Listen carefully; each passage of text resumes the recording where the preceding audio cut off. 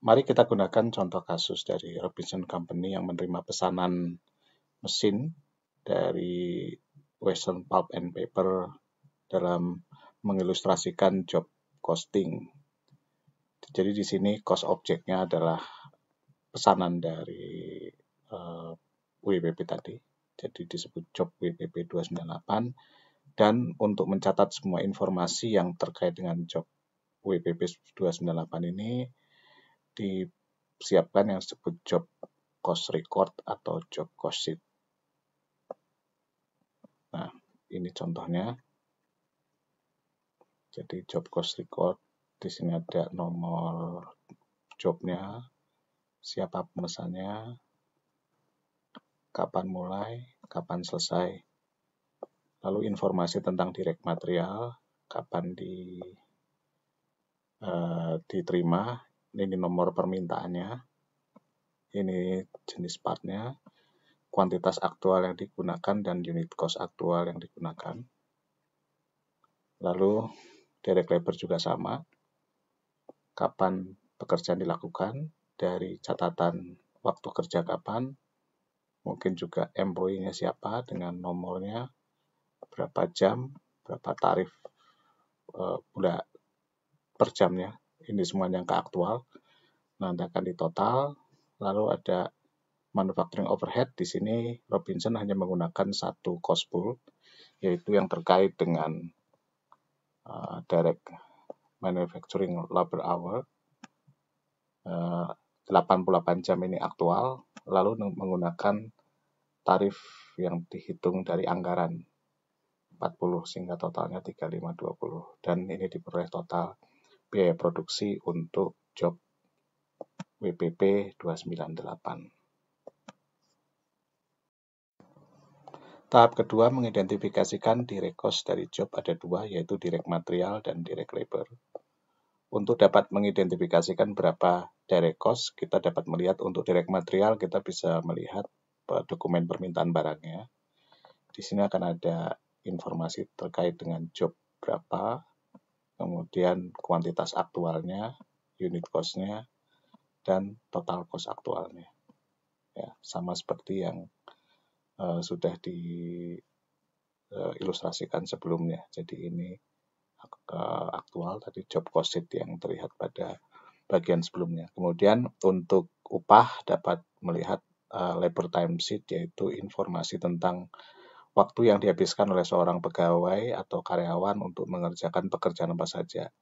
Di sini karyawannya JL Cook dengan nomor pegawai sekian, lalu tarif per jamnya 18, mengerjakan pekerjaan 3 pekerjaan ya, dari Senin sampai Jumat. Dan sini untuk BPP 298 25 jam. Angka ini yang dimasukkan ke job cost sheet dikalikan dengan tarif aktualnya. Jadi semua informasi terkait dengan direct cost akan ada dokumen sumbernya. Kalau untuk bahan disebut material requisition record, kemudian untuk direct labor time sheet. Kemudian langkah ketiga, menentukan bagaimana mengalokasikan indirect cost. Basis alokasinya apa? Nah, setelah diteliti, pekerjaan ini untuk perusahaan ini kebanyakan indirect cost-nya itu terkait dengan manufacturing labor hour. Ya.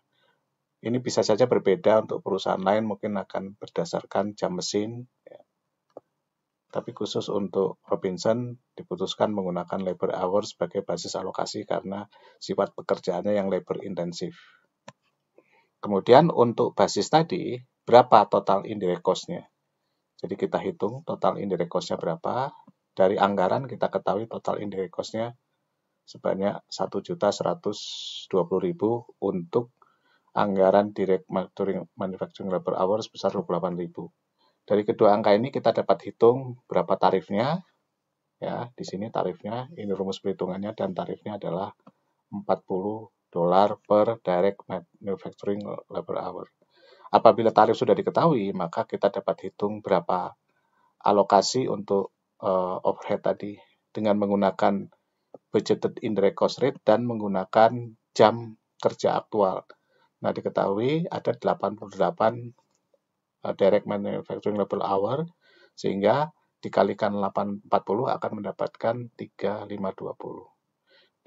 Dengan demikian kita dapat menghitung berapa total manufacturing cost untuk job WPP tadi, yaitu direct material, direct labor, dan factory overhead. Totalnya 9705.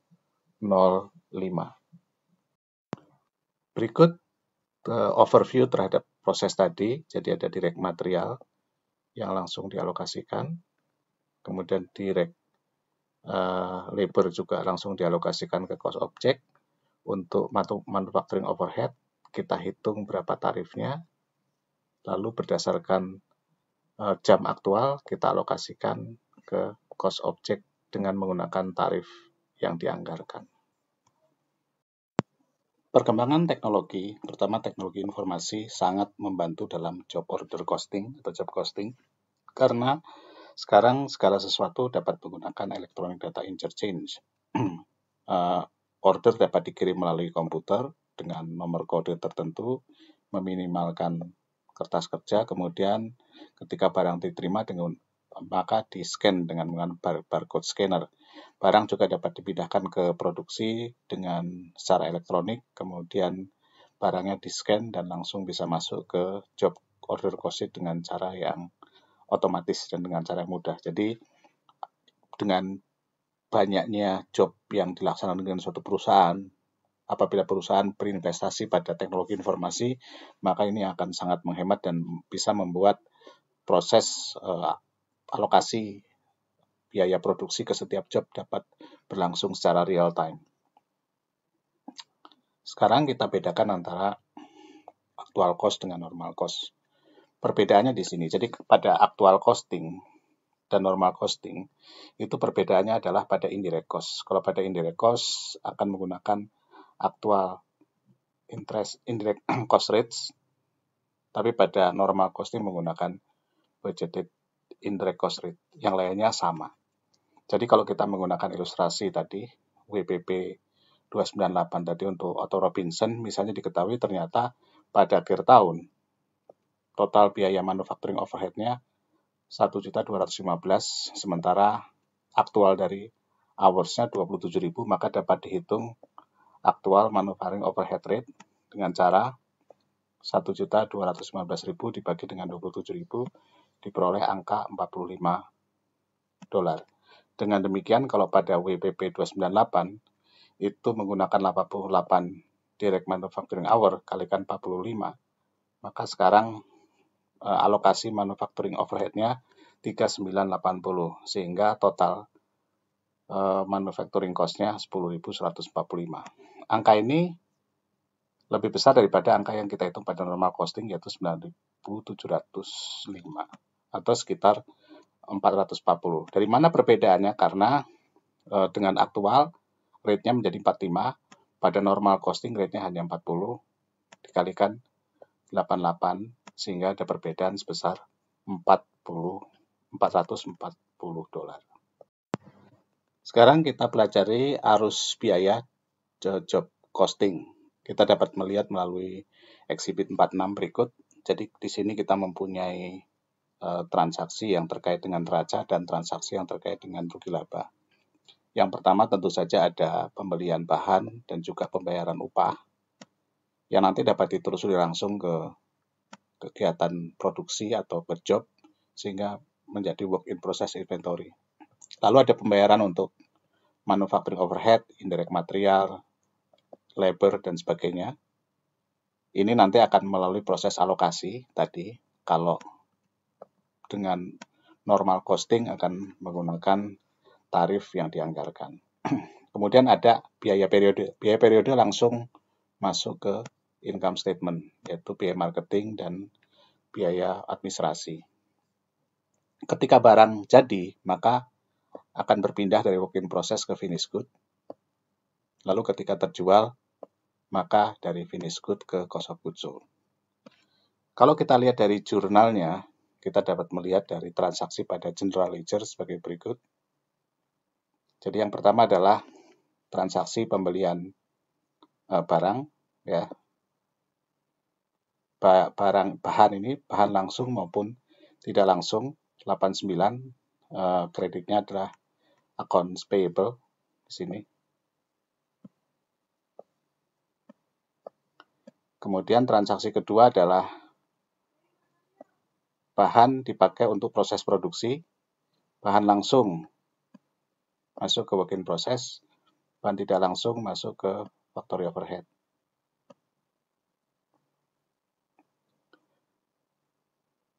Kemudian yang ketiga adalah membayar gaji dan upah. Ya. Dari cash keluar akan dicatat sebagai direct labor masuk ke work in process dan indirect labor-nya akan masuk ke overhead.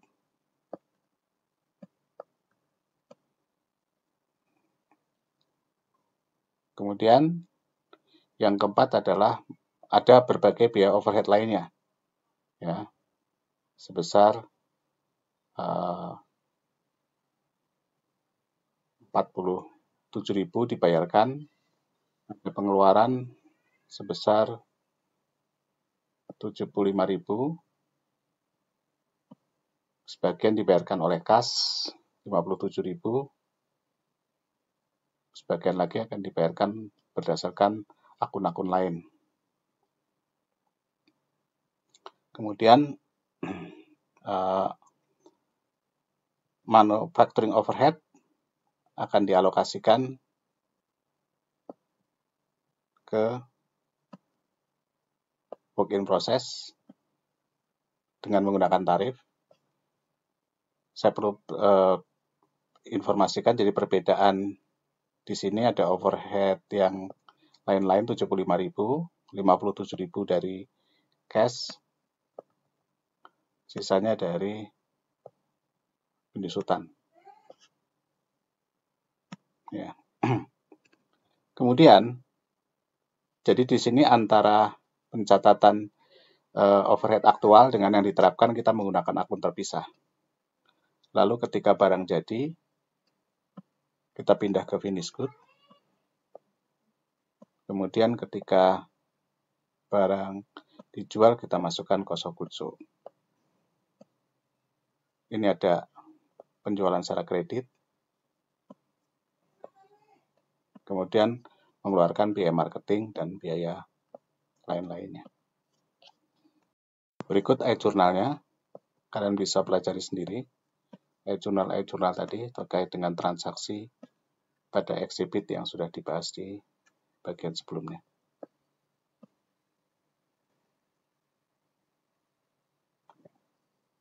Ini semua silahkan dipelajari sendiri karena tidak terlalu sulit.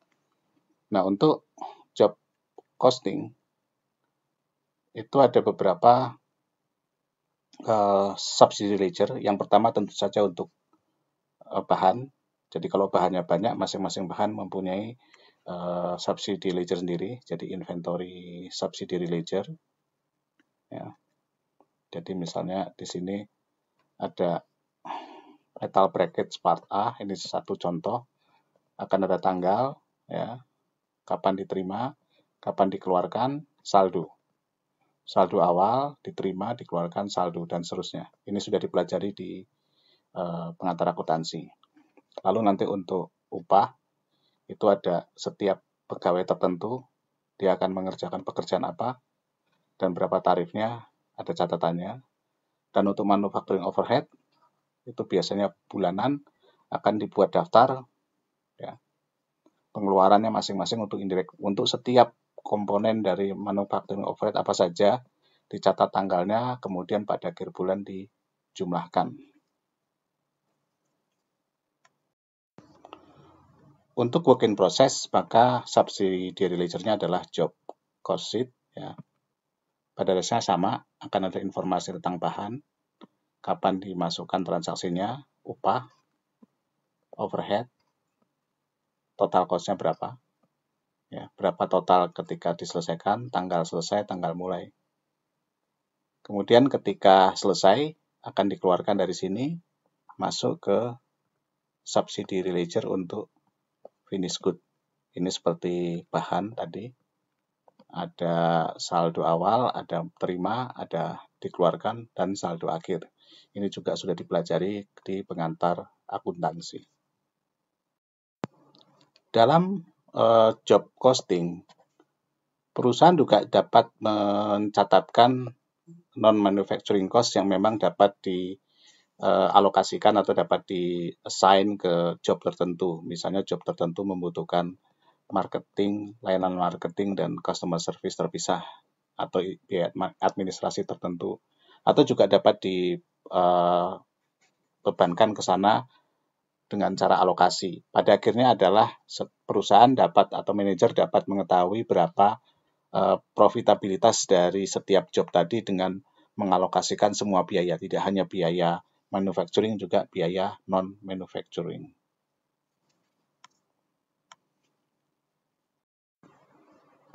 Pada normal costing, alokasi biaya overhead menggunakan tarif yang dianggarkan. Akibatnya, pada akhir periode ketika kita akan menutup pembukuan kita, maka ada perbedaan antara aktual manufacturing overhead control dengan apa yang dialokasikan manufacturing overhead allocated, seperti yang tadi mereka dipisah. Nah, ini memunculkan isu yang disebut under allocated atau over allocated indirect cost. Jadi misalnya kalau indirect cost-nya aktual lebih besar daripada yang dialokasikan, maka itu akan disebut under allocated atau under applied atau under absorb. Tapi kalau aktualnya lebih rendah daripada yang dialokasikan, maka over allocated, over applied, atau over absorb. Ya, jadi ini yang menyebabkan ini penyebabnya adalah karena kita menggunakan budgeted rate, tidak menggunakan actual rate. Nah, ada penyebabnya, ada dua. Yang pertama adalah penyebab pembilang. Jadi kenapa bisa beda antara actual rate sama budgeted rate? Yang pertama adalah karena memang jumlah biaya indirect cost-nya atau overhead cost-nya lebih besar daripada yang dianggarkan. Yang kedua adalah penyebabnya karena antara jam yang menjadi basis alokasi, ya, yang seharusnya 28.000, ternyata aktualnya hanya 27.000. Jadi ada dua penyebab pada pembilang, ya, jumlah biaya overhead-nya lebih besar daripada yang dianggarkan, dan penyebut, yaitu jumlah basis alokasinya berbeda dengan yang dianggarkan. Nah, ini menyebabkan dalam kasus kita ada 135.000 under allocated, ya, dihitung dari 1.215 dikurangi 1.080.000. Bagaimana cara menghilangkan ini? Karena pada akhirnya kita harus mengalokasikan pada actual rate. Jadi ada 3 cara. Cara pertama adalah yang disebut dengan adjusted allocation rate approach. Cara kedua, proration approach. Cara ketiga, write-off cost of goods sold. Ya. Saya jelaskan cara ketiga dulu, yang paling mudah. Pada cara ketiga, maka setiap ada tadi, ketika kita tutup manufacturing overhead control, saldonya debit, kita kredit. Kemudian manufacturing factory overhead, saldo kredit, kita debit. Selisihnya masuk ke cost of goods sold. Ya, ini yang paling gampang. Lalu pada pendekatan yang pertama, yaitu dengan adjusted allocation rate approach. Dalam cara ini dicoba dihitung kalau itu menjadi actual rate berapa. Jadi dalam kasus kita di sini berapa sih selisihnya? Tadi selisihnya ada 135.000, ya. 135.000 itu kita bagi dengan biaya yang kita anggarkan di awal, ternyata ada kenaikan sebesar 12,5%. Jadi di sini untuk setiap alokasi overhead akan ditambahkan sebesar 12,5%. Misalnya, dalam kasus kita untuk job WPP 298, ya, maka alokasi awalnya 3520. Itu harus kita naikkan 12,5% atau sebesar 440, atau dihitung dari 3520 kali 0,125, kita peroleh 3.520 ditambah 440 atau 3.960. Dengan cara demikian, maka semua selisih tadi akan kita alokasikan ke semua job yang kita kerjakan pada periode itu, sehingga semuanya akan mendapatkan proporsi tambahan sebesar 12,5%. Nah, nanti dari job ini kita lihat kalau dia sudah terjual, berarti job tadi sudah masuk cost of goods sold. Tambahan 12,5% untuk yang terjual. Ya, untuk yang terjual harus masuk COGS. Sementara kalau belum terjual, maka akan masuk ke inventory. Ya, jadi itu selisihnya nanti. Polanya akan sama, makanya kita akan lihat dulu untuk yang pendekatan prorata. Pada pendekatan prorata, maka kita lihat berapa angka manufacturing overhead yang ada pada akun-akun ini. Ada 3 akun, ada work in process, ada finished good, ada cost of goods sold. Ya, 3 akun ini. Kita lihat berapa angka masing-masing manufacturing overhead-nya yang ada di sana. Diperoleh 1.080 tadi yang berdasarkan anggaran kita yang dialokasikan dari awal. Nah, dari sini kita salin ke tabel berikut ya. Maka kita hitung proporsinya, proratanya. Jadi untuk work in process 1,5% dari 16.200 dibagi 1080, ini 2,9, 31320 dibagi 1080, dan cost of goods sold 95,6% dari 1032480 dibagi 1080.000. Ya, kemudian angka persentase ini kita kalikan dengan tadi persentase yang kita hitung, sehingga masing-masing mendapatkan angka ini. Work in process ditambah 52025, finish good ditambah 78915, dan cost of goods sold ditambah 2504060. Nah, kemudian sama, kita closing overhead, kita closing yang allocated, yang control sama allocated, selisihnya 135 kita pisahkan ke work in process, finish good, dan cost of goods sold. Cara prorata ini dengan cara yang di atas akan menghasilkan angka yang sama, relatif sama di sini. Tetapi bisa saja prorata ini tidak menggunakan tadi overhead. Jadi untuk memudahkan, langsung menggunakan angka ini, angka saldo persediaan. Jadi di sini 2%, ini 3%, dan di sini 95%. Nah, sehingga alokasinya akan seperti ini. Apabila menggunakan ini, maka pendekatan kedua ini alokasinya tidak akan sama dengan pendekatan pertama, yaitu Adjusted Allocation Rate Approach. Jadi, Adjusted Allocation Rate Approach akan sama kalau kita menggunakan pendekatan yang pertama untuk prorata, tetapi tidak untuk pendekatan yang kedua. Mana di antara metode alokasi untuk over sama under allocated overhead ini yang terbaik? Maka kita lihat tujuannya. Kalau tujuannya ingin membuat angka-angka pada neraca ke angka cost aktual, kemudian total yang under atau over allocation-nya relatif besar terhadap income dan terhadap tingkat persediaan atau saldo persediaan, maka pendekatan prorata yang paling penting. Ini pendekatannya lebih simple karena langsung ke angka-angka pada neraca. Lalu kalau tujuannya adalah membuat neraca itu aktual, sama seperti yang tujuan pertama, tetapi angkanya kecil karena tidak akan berpengaruh signifikan kalau dialokasikan ke inventory, maka cukup dihapuskan atau di-charge ke cost of goods sold.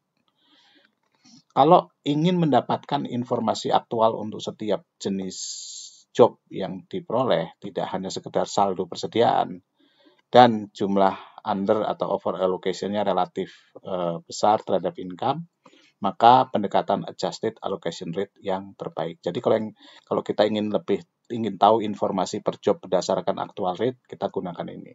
Tetapi kalau kita ingin tahu hanya angka di neraca sama laporan rugi laba saja, kita menggunakan pendekatan pro rata. Tapi kalau jumlahnya tidak material, kita menggunakan pendekatan tadi yang langsung ke cost of goods sold. Sekarang kita lihat bagaimana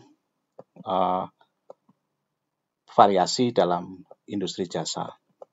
Jadi pada industri jasa itu ada banyak sekali, bisa ke consulting firm, accounting firm, advertising agency, repair shop, rumah sakit atau hospital.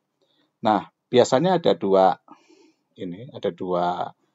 tipe biaya yang langsung dapat kita identifikasikan ke klien tertentu atau job tertentu. Misalnya pada audit itu kita bisa tahu dengan melihat labor time cost sheet untuk semua orang yang terlibat, maka kita bisa telusuri ke setiap job. Lalu ada beberapa pekerjaan yang agak sulit ditelusuri, jadi indirect, ya. Seperti sekretariat, office, rent, depreciation, dan sebagainya. Nah, yang direct juga termasuk travel, makan, minum, fax, kopi, dan sebagainya yang dapat kita telusuri. Nah, di sini sama prosesnya. Untuk yang direct kita langsung assign, tapi untuk yang indirect kita bisa menggunakan tadi modelnya budgeted rate tadi. Ya. Nah, apabila labor itu sifatnya fix, karena pegawai tidak dibayarkan per jam tetapi berdasarkan gaji mereka bulanan, maka pendekatan yang menggunakan model tadi, direct labor langsung ke job, mungkin kurang tepat juga, karena bisa jadi akan ada perbedaan ketika ada waktu kerja yang 1 bulan penuh, ada yang karena vacation atau libur tidak begitu banyak waktu kerja. Nah, untuk yang seperti ini maka direct labor juga dapat menggunakan tarif, ya. Jadi dengan menggunakan tarif ini bisa tadi menghilangkan perbedaan variasi karena waktu kerja yang berbeda antar 1 bulan dengan bulan yang lainnya. Nah, contohnya misalnya perhitungannya sama persis seperti ini.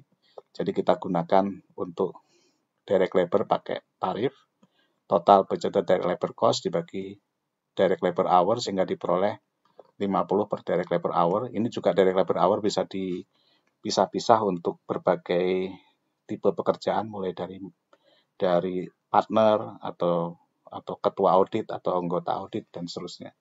Jadi sama juga seperti indirect cost di sini. Nah, untuk yang seperti ini berarti keseluruhan pekerjaannya atau keseluruhan perhitungan untuk menentukan cost persediaan akan menggunakan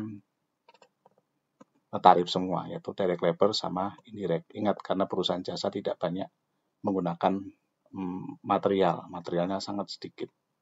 Nah, ini contoh beberapa ilustrasi di sektor jasa. Jadi di sektor jasa pun mereka bisa saja semuanya menggunakan tarif, tapi jamnya tetap jam aktual. Ya. Itu yang membedakan antara kalau di perusahaan manufaktur hanya indirect cost yang akan dialokasikan dengan tarif, tapi pada perusahaan jasa direct cost pun dapat dialokasikan berdasarkan penggunaan atau direct labor dapat menggunakan tarif. Ini bahan kita untuk buku Hongen. Selamat belajar.